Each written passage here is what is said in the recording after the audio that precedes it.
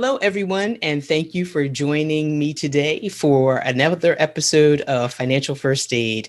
Today, I have the great pleasure of welcoming Mr. David Baer, who's a marketing consultant. He started marketing classical music concerts using email back in the mid 1990s. Wow, what a long time ago. Since then, he's promoted everything from wineries to coaching programs to digital products.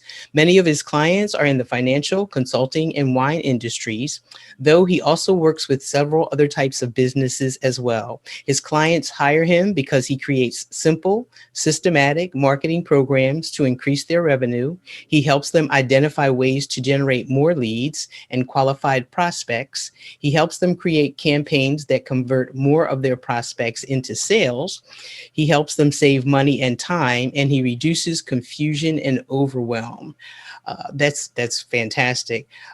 Most businesses hire his company because they want to stop wasting so much time and money trying to grow their business and finally create a simplified and systematic approach to their marketing. So glad to have you here today, David. Thank you for being on my podcast. Thanks for asking me, Vera. I really appreciate it. Great. So let's start off with the name of your company, please. Sure. As you know, and your listeners are about to find out, my partner Ken and I have a company called The Prepared Group, and we're a consulting firm in the marketing space. Great. And the primary focus of your company is marketing, correct? Well, it's actually marketing strategy, and I'll distinguish that from tactics because Ken and I both came from a world where we were running marketing agencies, where we were being hired to do the marketing for our clients.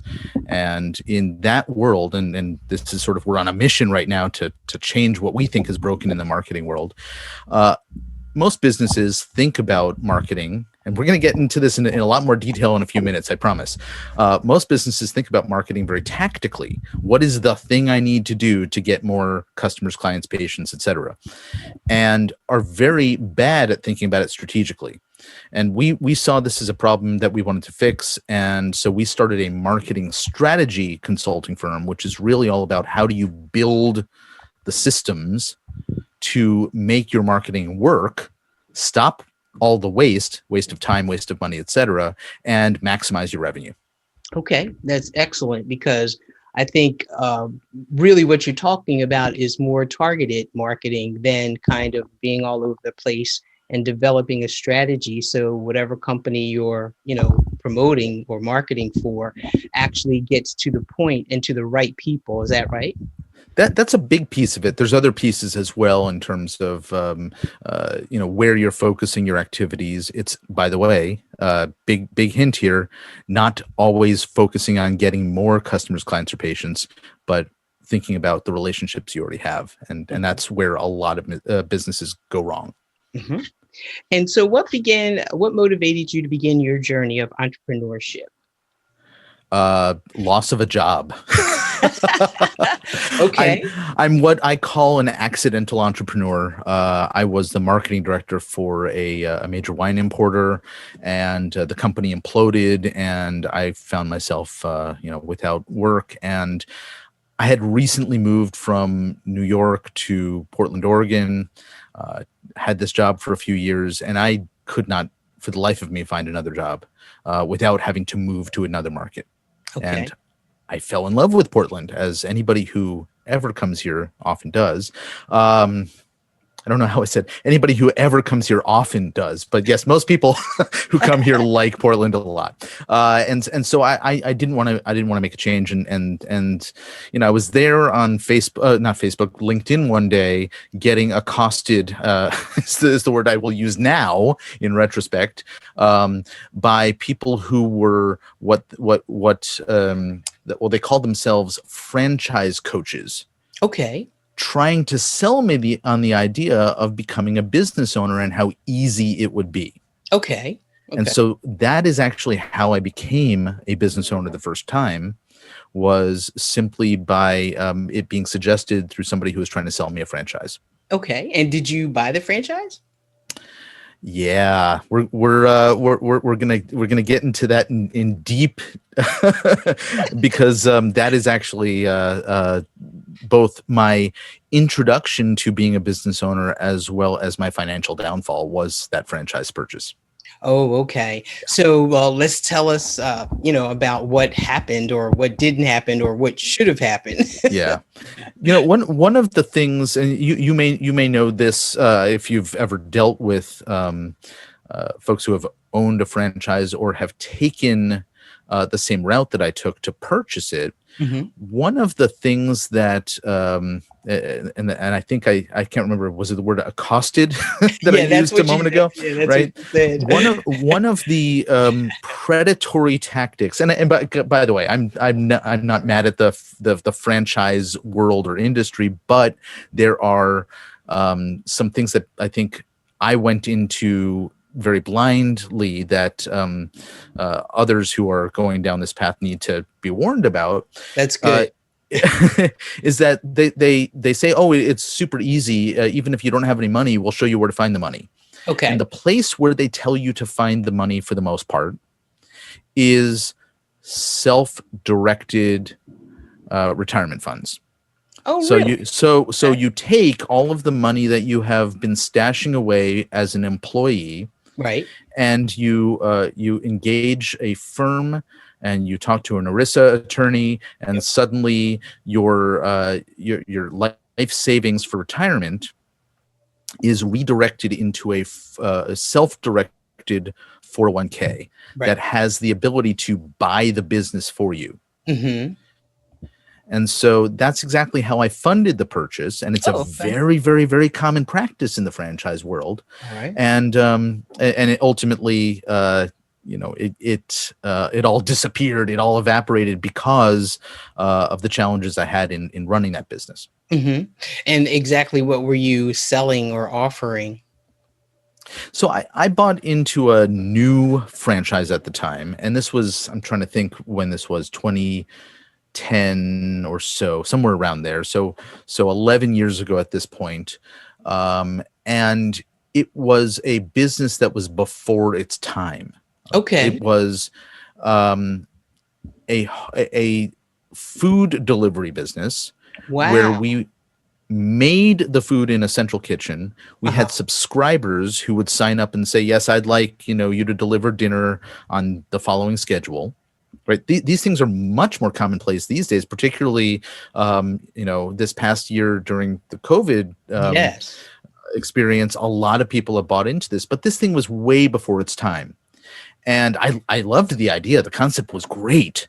Right. And it had been proven in a market just in the San Diego area. Mm-hmm. And I was looking at that, and I was very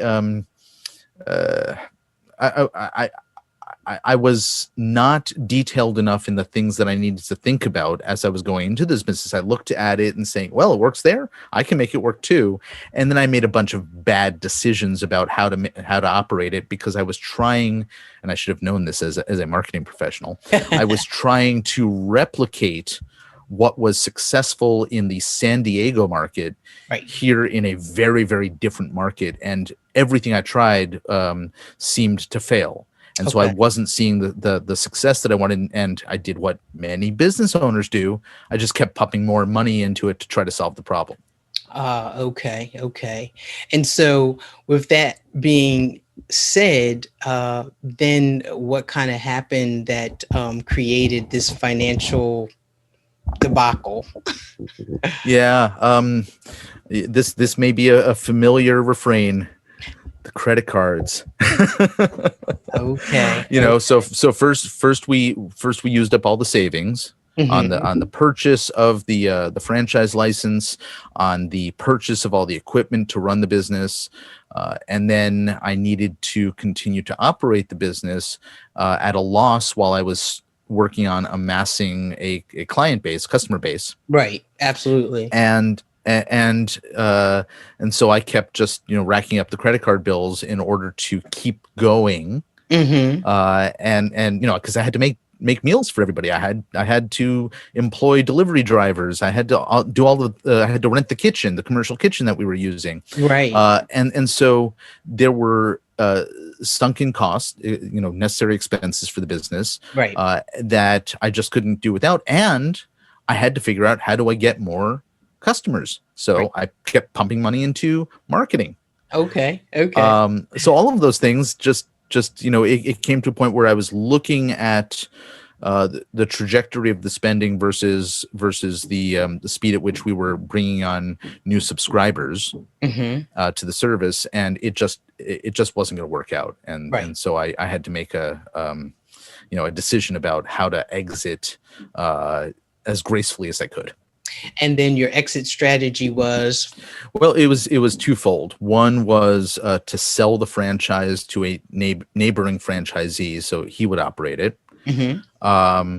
And really, it's a little more complicated than I care to get into here, but there was no money exchanged in the sale. It was basically, I was trying to find a way to not harm the customer relationship, and he couldn't afford to buy it from me. So we negotiated something that was non-financial to be able to keep the business afloat. And then I needed to find additional income. And that's when I started, sort of side jobs here and there to start paying down the credit card bills. But it just was not happening rapidly enough. And, the whole additional cost of carrying all that money on a credit card, there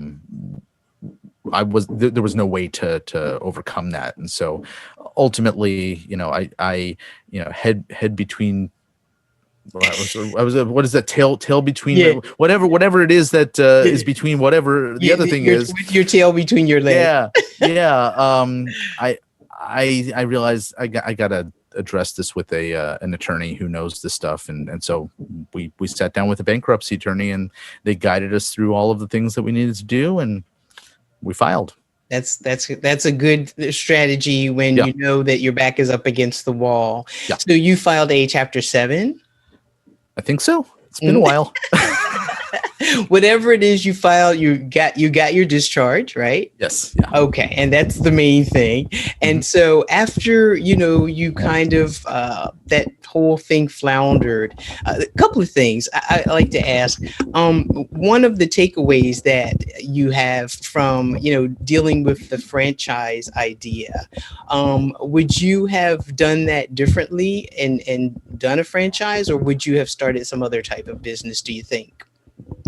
In retrospect, I made a lot of bad decisions, one of which was not vetting the franchisor well enough. There were some issues there. Good.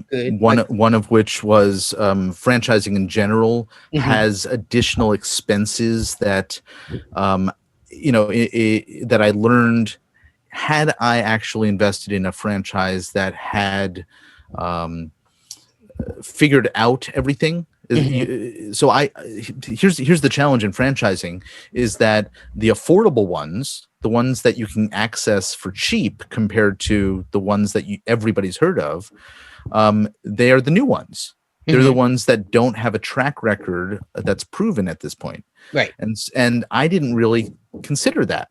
Right. So buying into something that I could afford was more of a priority than buying into something that had clear systems and a proven recognition in the market or any of the other factors that mattered. And that's good information for people who, my podcast is directed at entrepreneurship and coming out of bankruptcy. And I think that's good information for people who are considering doing a franchise as opposed to, doing some other type of business, that there are hidden costs that people may not know about. And so I think one really good thing, nugget that you're giving them is it's okay to do a franchise. You're not putting down the whole franchise industry, but what you are saying is, hey, you know what? Before you jump into it, make sure you know everything about the franchise. Make sure it's one that's already, has a proven track record, like a McDonald's or whatever the other ones are.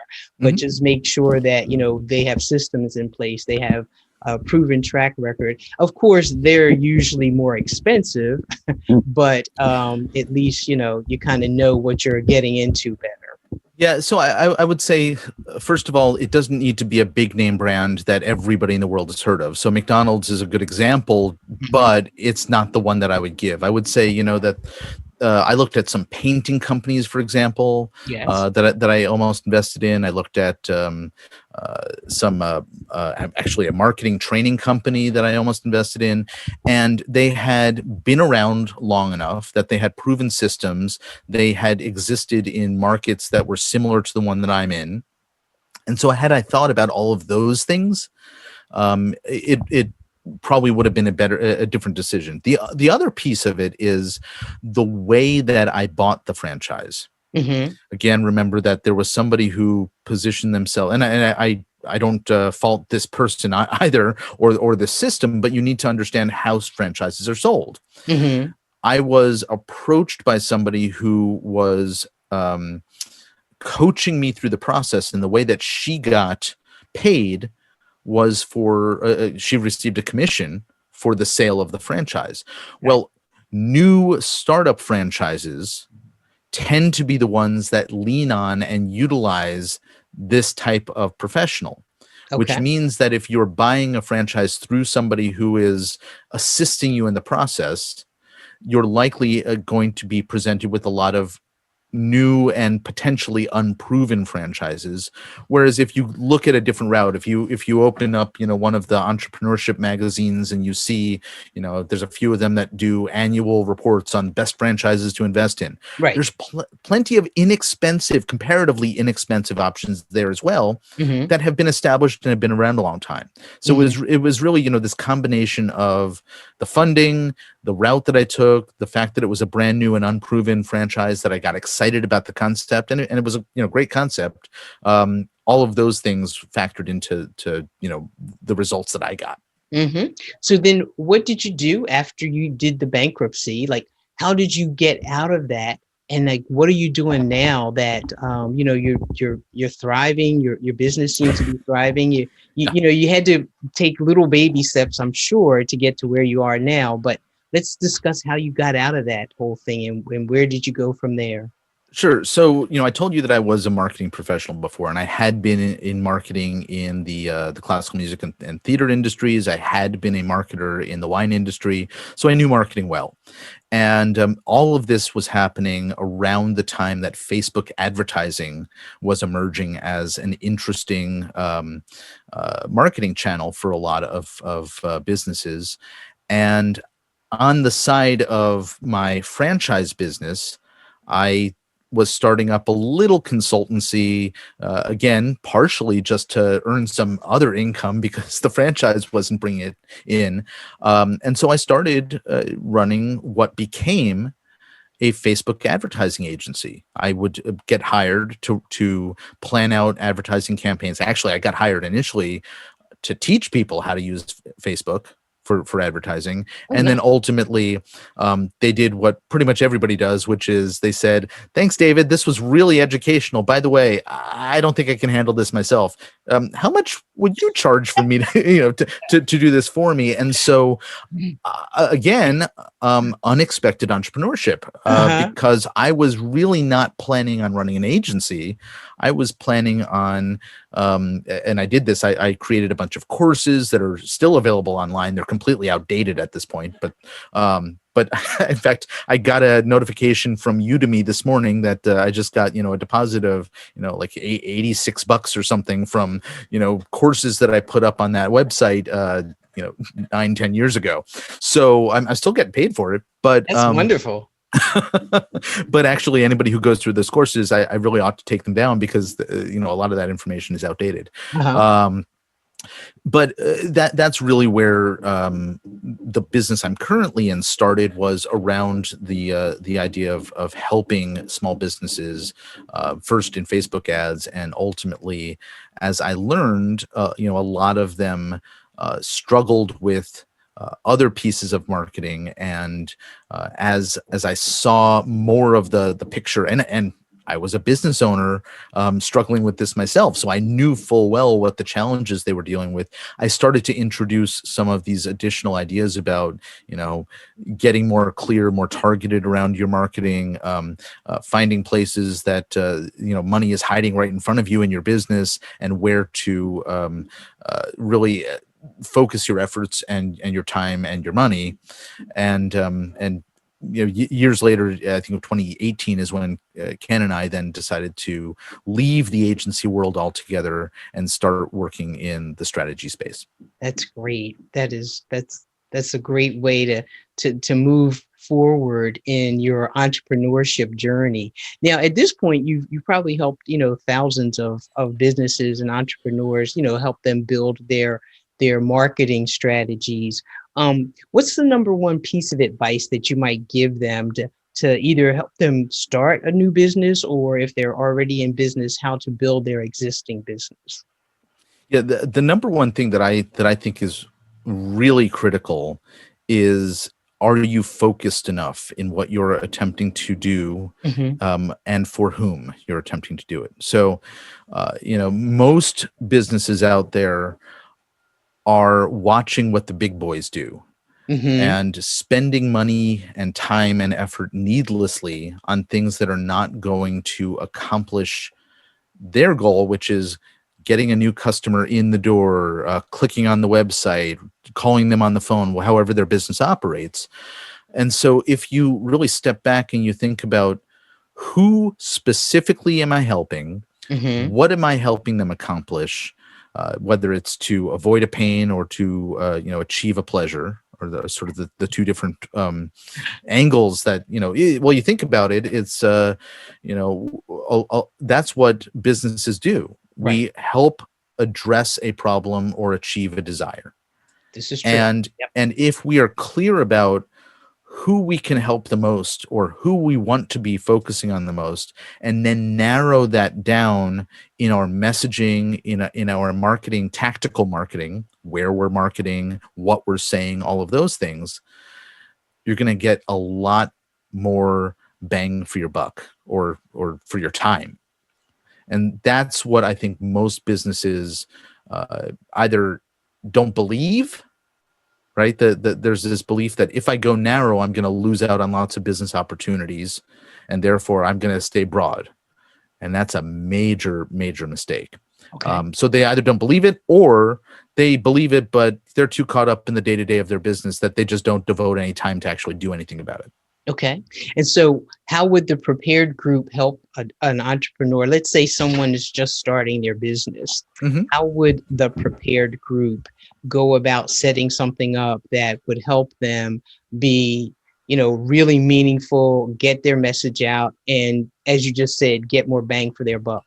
Yeah. So I will say that the Prepare Group really focuses on established businesses that have sort of hit a plateau and are trying to get past it. Oh, great.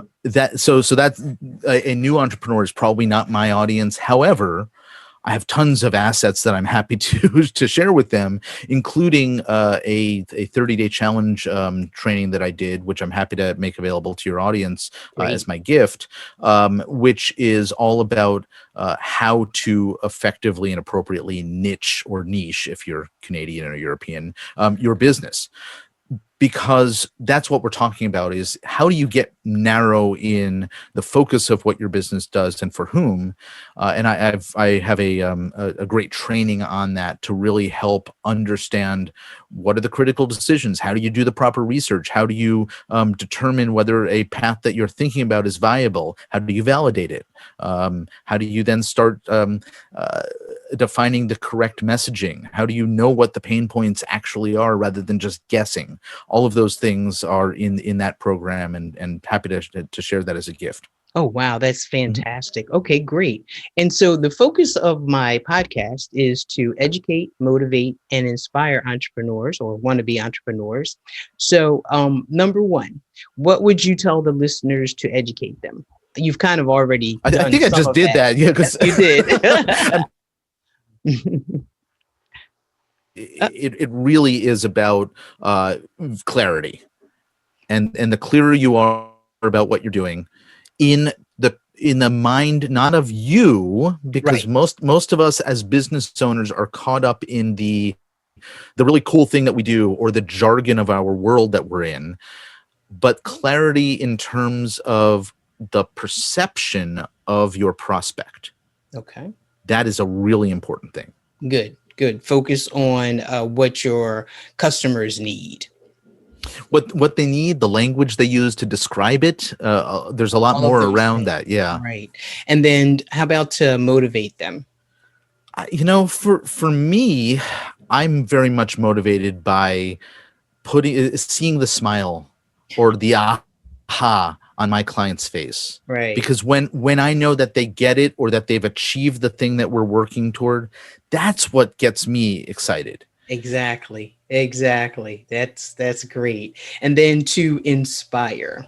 Let's see. What can we do to inspire this audience of people who are just kind of coming out of the bankruptcy space? What would you Yeah. tell them how you what was your thing that made you resilient and say, you know what, I'm just going to transition to doing what I always did before I had this situation with bankruptcy? Oh, the answer that I'm going to give is probably not intuitive, but it is in reality what I needed, and I think most entrepreneurs need. Tell us. Tell us. Come on. Tell us what So we need to so hear. so here's the thing. Entrepreneurship can be a very lonely space. Definitely. We find that. Well, you and I were just at an event earlier today where we heard this very refrain. Your spouse says to you, "When are you going to stop doing that and get a real job?" Right? Right. Yes. And I think that a lot of people don't understand us, don't understand the desire to build whatever we're building or go down the path of not having to be an employee again. And again, this happened to me accidentally. I would happily be an employee still had I not been introduced to this world. But I think the key to my success, and I think an important component for most people's success, is to align yourself with others who are in that same journey, where particularly people who are a little bit further along than you, who Right. may be in a position to tell you which pitfalls to avoid, True. which doors are the right ones to go through, can help introduce you to people, and that takes many different forms. Right. It might be finding a mentor. It might be aligning yourself with a community of people like the one that you and I are both engaged with. Yes. And so it takes many forms, but find that Right. that safety net, that community that's going to help support you and lift you up. That's beautiful information, because I've actually had so many of my guests that are that have been on my podcast that have really, echoed that same thing. Mm-hmm. Get into a community of people that can help support you so that when your inspiration is on zero, there's someone else to inspire you to say, hey, you know what? Just keep on pursuing what it is that you think you want to do. And as long as you can, kind of keep that mindset of perseverance and resilience, let's not leave that out, you're going to be okay. It's just that you got to find the right people to align yourself with and surround yourself with to keep you moving forward. Totally. That's perfect information. I love it. Well, David, I think I've done enough to inspire and motivate and educate my listeners. How can people get in touch with you? The best place for people to find me is over at the Prepared Group website. It's conveniently thepreparedgroup.com, and you can reach out to me on that site in any number of ways. They're all pretty obvious. Contact is probably the best way to do it. Okay, that sounds good. And they would be able to find the free gift that you're offering as well. Yeah, I will set that up with you. We'll get a link set up, and then if you have show notes or a page where this lives, we'll make sure that that is prominently displayed on. Well, you determine if it's prominent, but we'll make sure that it's available there. Oh, I would love for it to be prominent. I'm working on getting my my website a little bit more clear after you and I had our discussion. So, well, there you go. That's you heard me talk about it earlier, and obviously you're taking advantage of that advice. So yes, I am. Excellent. Thank you so much for being on my show today, David. I look forward to us talking again. We'll have to have a discussion about the wine. That's what we have to talk about. That's the next one. I'm always happy to talk about wine. Thanks so much. Take good care. All right, Vera. Thanks for having me.